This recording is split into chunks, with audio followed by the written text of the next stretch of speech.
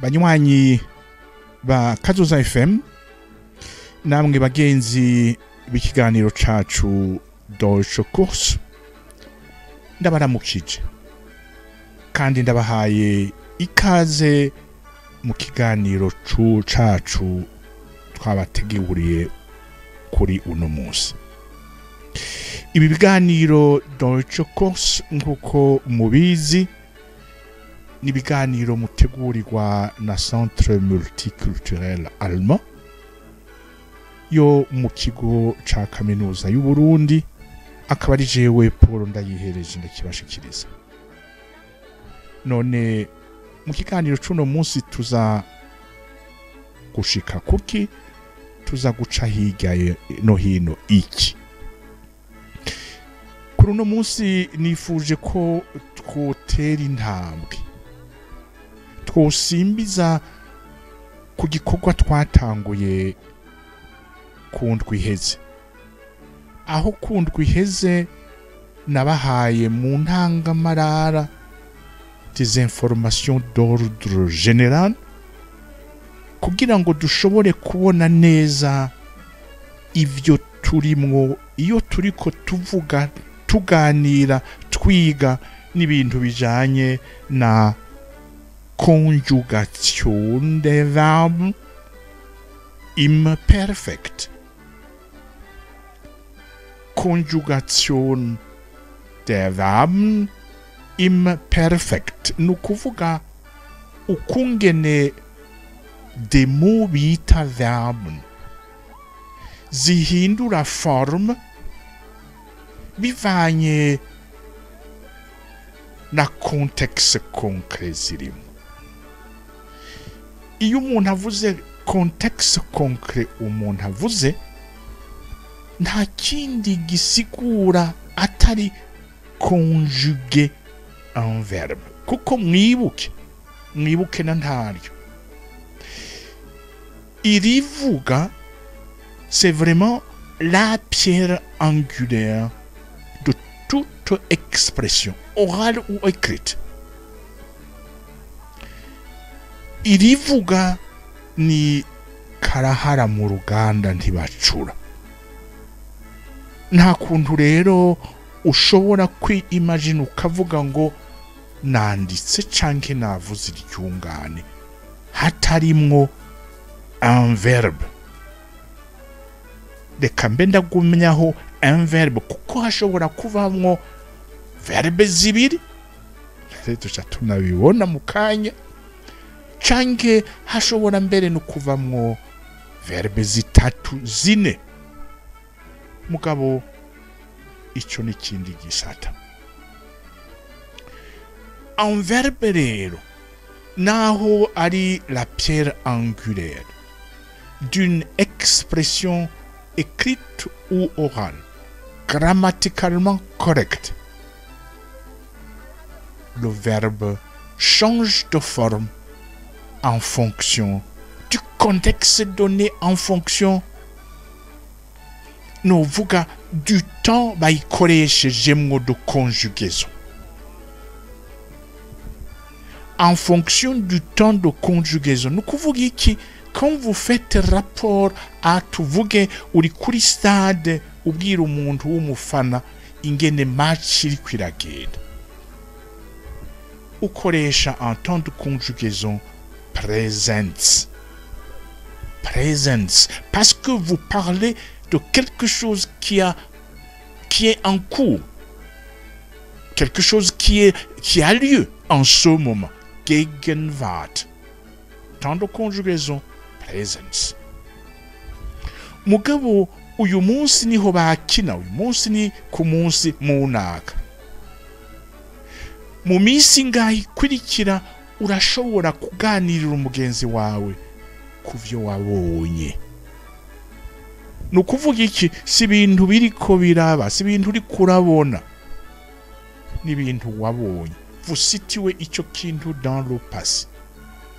Aha rero vous allez devoir changer dans votre expression. Mu mungano uza gukoresha uri kuraganira umugenzi uza gukoresha pas le présent mais plutôt perfect.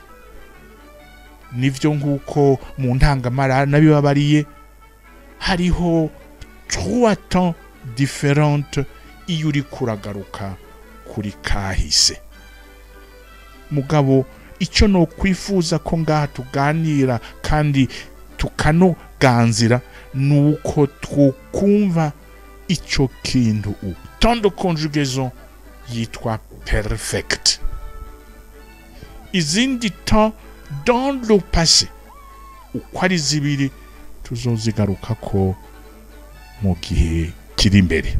Mugabo ubu twikoncentre kuri iyo temps de conjugaison. Mbega ikora gute, isa gute sur le plan de la cyane cyane ikisigura coco twakibonye ubu uriko urasubira ku kintu cabaye caheze qui se situe dont l'action se situe in der Vergangenheit dans le temps.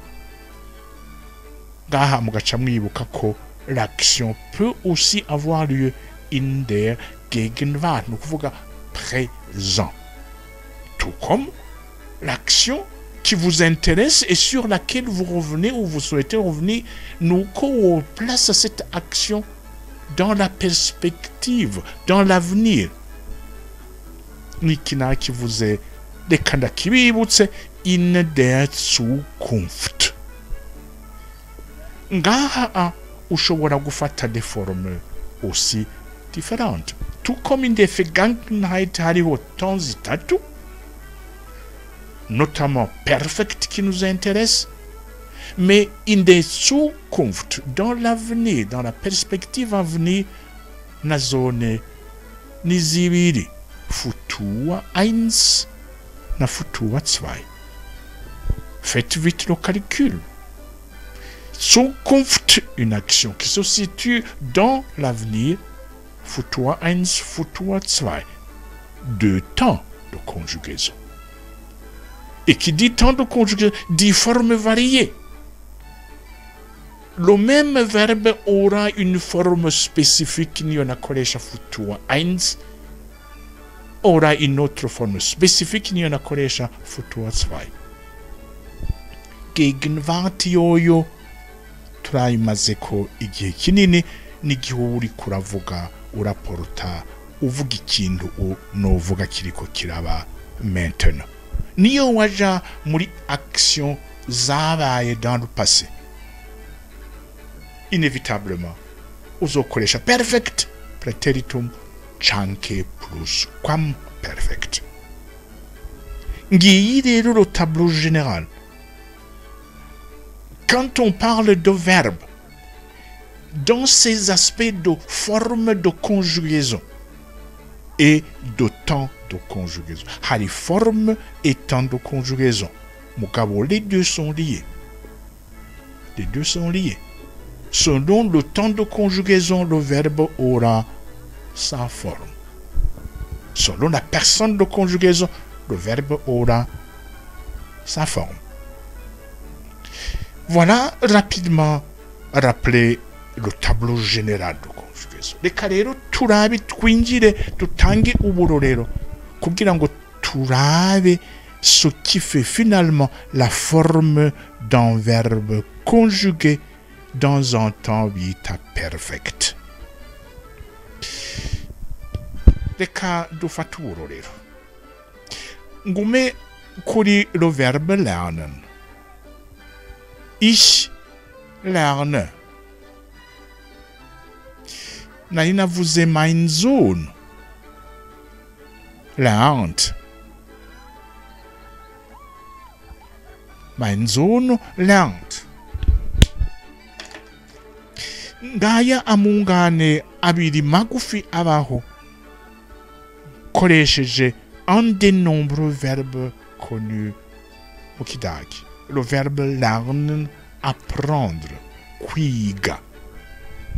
Ich lerne, nukuvuga ndiko ndiga. Mein Sohn lernt, n'umwana ariko arakora. Mwabonye, les formes variées et dépend du sujet. Et donc, et correspond. Tout de suite, on n'y a rien que la forme. La forme. Uchumenya, finalement, le sujet ou l'auteur. None uyu muhungu wanje ariko ariga, reka ndamuvuga icyo yarimwo, icyo ariko arakora. Haraheze indwi mugabo ngaha nanditse gestern, no kuvuga ejo hahise rero murantunga mu vyumve. Prenez les choses non pas trop mot à mot. Gestern no kuvuga je me situe in der Vergangenheit. Arrondissons un peu les angles. Gestern, reka tubivuge de manière générale. Vergangenheit.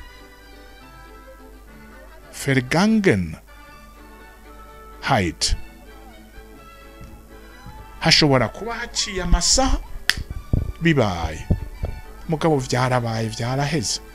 Hashobora kuba haciye iminsi mike me igikorwa carabaye caraheze. Aha ayets ni Gegenwart. Ni vyiza ko aya majambo muza murayimenyereza pour vous aider un peu à vous situer clairement dans le spectre du temps de conjugaison. Tempus. Konjugationszeit. Tempus der Konjugation. Rero ikintu kiriko kiraba presence.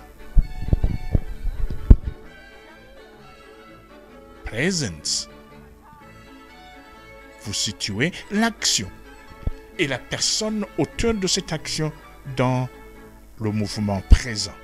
Gestern, Vergangenheit de manière générale, reka dufate un des temps kuko navuze ni zitatu mugabo tuyifate inde perfect. Intéressons-nous maintenant à la forme. Dufasha kakarorero ich lerne. Reka mbere dushireko ivyo twiga. Ich lerne matin. Uriko ukora ikiga mwana? Ndiko ndiga nsubiramwo ibiharuro. Mein Sohn lernt Mathe. Ibiharuro. Ndamubajije haraciye iminsi mbega kijya gihe ko nakurondeye sinda gusange muhira warihe. Acavuga icyaheze yariko ariga. Sinakubonye kuko papa nari nagiye kwishure gusubiramwo n'abandi bantu. Ich ni wa mwana nyishuye ati ich habe Mathe gelernt. Ich habe Mathe gelernt. Jewe ndiko ndavuga ico umuhungu wanje yariko akora. Ndabivuga mvuga nti mein Sohn hat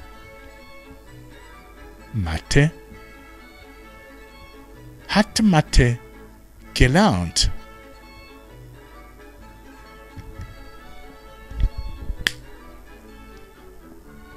Nous venons de découvrir maintenant la forme, une des formes de verbe conjugué imperfect.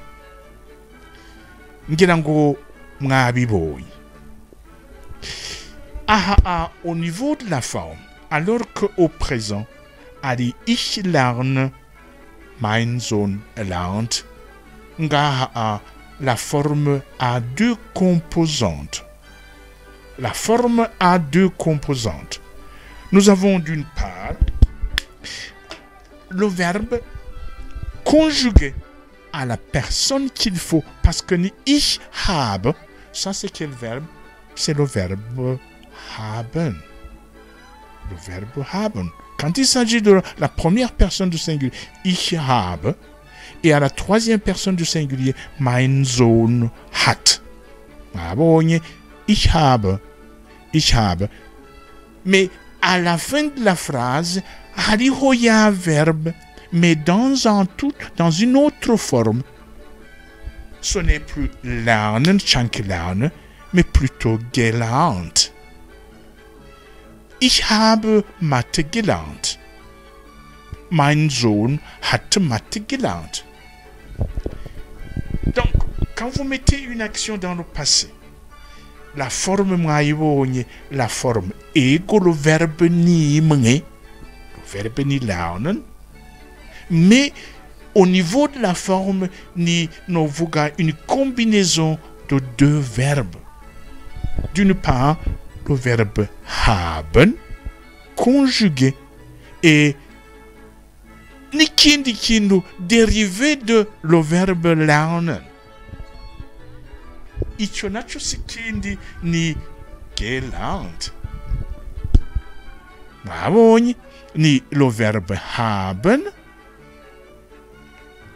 conjugué au présent in presence, guteranya kandi ico kintu kiza ara guteranya n'ikintu mubona ngaha lernt, était. Voilà décomposé devant vous iki kintu kije kiyajuta sur le plan de la forme. Gelernt. Donc, la formation de ce temps de conjugaison bita perfect. Au départ, igizwe n'ibintu bibiri. Le verbe haben, conjugué au présent et à la personne qu'il faut. Mein Sohn hat, c'est le verbe haben, mais hat kubera mein Sohn. Ich habe, ni ich habe, ça c'est le présent à la première personne du singulier. Hagaca haza n'ikintu biswe gelernt. Igizwe n'iki? Igizwe na préfixe, muravyibuka? On appelle ça préfixe. Préfixe G. Préfixe G. Et ce préfixe G, sinza kubishikako uno munsi mugabo nzobigarukako, mugabo mumenye yuko iyi G, iyi préfixe ego irashobora gutera ikibazo. Mugabo reka ivyo bibazo tuvyihoza. Tufate yuko G ni préfixe. Canke ikindi twavyise Vorsilbe. Vorsilbe. Vorsilbe. Ni ukuvuga iki? Ni jambo, ni en groupe, une combinaison de buchstaben iza imbere. G. C'est ça la caractéristique de ce temps de conjugaison vita perfect. On ne peut donc pas concevoir ou chercher à former le temps de combinaison au niveau de sa forme sans recourir à ce préfixe 3G. Mais ici encore, prenez cette affirmation avec réserve. Mais pour l'instant, G a des préfixes qui caractérisent la forme de conjugaison imperce de tous les verbes en allemand. Je dis bien de tous les verbes en allemand, mais encore une fois, apprendre cette affirmation avec réserve kuko tuzobihinyanura mu minsi iri imbere. Hakurikira iki? Hakurikira lernen. Ibuka igihe twiga la morphologie structurelle, la forme de tous les verbes en allemand. Ibuka les verbes simples comme lernen. Twabonye ko zigizwe n'iki? Zigizwe na Verbostamm, la racine, et endungwe en. Ibuka le verbe ni lernen. Le verbe ni lernen. C'est le même verbe, mais avec une forme correspondante au temps de conjugaison. Ça, c'est le même verbe lernen, mais avec une forme combinée correspondante au temps de conjugaison, en l'occurrence perfect. Ibuka la forme. Nous avons ici en, qui est aussi sur le plan de la forme des verbes qui nous intéresse. Il caractérise la nature de ces mots verbes. Presque tous les verbes, presque, je dis bien, se terminent par en. Change n. Ibo kingene bayita ni endungu. Endungu, terminaison. Et qu'est-ce que ça c'est la racine ni verbe stamm. Verbe qui nous nous intéressons à cette catégorie de mots verbe. Verbe stamm. Stamm c'est la racine. Le radical. Donc, pour former la forme, pour donner forme grammaticalement correcte au verbe conjugué imperfect, ni le verbe haben dans sa forme de conjugaison au présent, plus préfixe g, font caractéristique de ce temps de conjugaison perfecte, plus la racine du verbe en question, plus endungu yitwa t. Préfixe yi endungu. Endungu. C'est pas endungu tumenyereye endungu des verbes à l'infinitif, mais plutôt conjugués. Donc, comment on construit le schéma de construction de ce temps de conjugaison? C'est à l'aide du verbe haben conjugué à la personne qui convient au présent, plus ge, préfixe caractéristique de ce temps de conjugaison, plus verbe stamm, plus endung t. Attention, attention. Hariho de certains autres verbes. Ich hatte schreiben. Ich schreibe einen Brief. J'écris un courrier. J'écris une lettre. Ich schreibe einen Brief. Le verbe à l'infinitif. Nicht schreiben. Nicht schreiben. Voilà. Schreiben, ça s'écrit comme ça. Alors, je donne la forme. Je donne la forme à ce verbe en le mettant dans un contexte Gegenwart, présent. Ich schreibe, et caractéristique indiquant que le verbe schreiben, il fait comme sujet ich à l'infinitif. Ich au singulier. Ich schreibe einen Brief. Nous combatons contre l'organique. Reka nisitiwe higa y'ejo kundwiza mu kwezi kuza none nzovuga ngo nakoze iki nandikira umugenzi. Nzovuga nti ich habe einen Brief. Ich habe einen Brief geschrieben. Geschrieben. Voilà, je viens de placer le verbe schreiben que je conjugue dans un temps qui nous intéresse. Muri perfekt. Nikindu chabai. Ich habe einen Brief geschrieben. Le verbe geschrieben, mais dans une forme correspondante à sa forme de conjugaison, à son temps de conjugaison, mais combiné avec le verbe haben au présent.